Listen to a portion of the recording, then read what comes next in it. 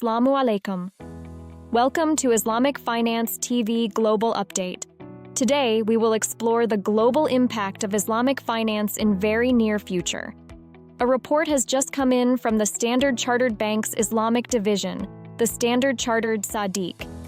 This report blew my mind when I read that global Islamic finance assets are projected to skyrocket from $5.5 trillion in 2024 to nearly $7.5 trillion by 2028. That's a 36% surge over just 4 years, driven by deepening demand, policy momentum, and ethical finance's broad appeal. At the heart of this expansion stands Islamic banking, the sector's powerhouse. It already commands 70% of total assets, growing from $4 trillion today to an estimated $5.2 trillion by 2028. This isn't just incremental growth, it's a systemic shift toward banking that aligns profit with principles. Parallel to that, the Sukuk market, Islamic bonds, has been making waves. In 2024 alone, issuance hit $180 billion, powered by sovereign deals from Indonesia, Saudi Arabia, and the Islamic Development Bank. By 2028, Sukuk outstanding could swell from $971 billion to $1.5 trillion, a milestone in global debt markets. What's fueling these trends? First, ethical finance is resonating like never before. Islamic finance is rooted in Sharia principles, which naturally complement ESG values, drawing in both devout Muslim customers and socially conscious investors. Second, key regulatory reforms are setting the stage. Pakistan is phasing out interest-based banking by 2027, while Indonesia is pushing conventional banks to convert their Islamic units into full Islamic entities once Islamic assets exceed 50%.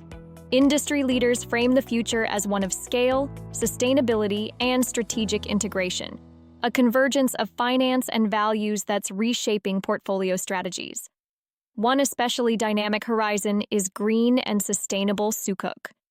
In 2024, about 10% of new Sukuk issuance carried a green or climate-friendly label, aligning debt instruments with global climate goals and opening doors to investors dedicated to sustainability. But no sector grows unchallenged. The Sukuk market contends with limited liquidity, concentration risks in certain regions, and fragmented regulation that hampers uniform growth. Proposed changes to global Sharia standards, requiring true legal asset backing rather than asset-based contracts, could deliver spiritual authenticity but also trigger legal complexities, extra costs, and rating hurdles unless regulators act in sync. What could change the game? Many analysts suggest bridging Islamic and conventional finance frameworks through tools like ESG-linked Sukuk. That fusion could broaden appeal, deepen liquidity, and accelerate the sector's integration within mainstream finance. As Islamic finance grows from $5 trillion today towards $7.5 trillion by 2028, it's not just amassing capital, it's redefining what finance can be.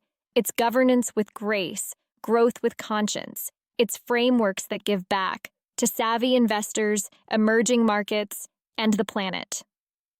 If regulators can harmonize standards, issuers can innovate with ESG Sukuk, and countries can orchestrate interest-free reforms, Islamic finance could soon reshape global capital, bringing ethical, sustainable practices to the forefront of major economies.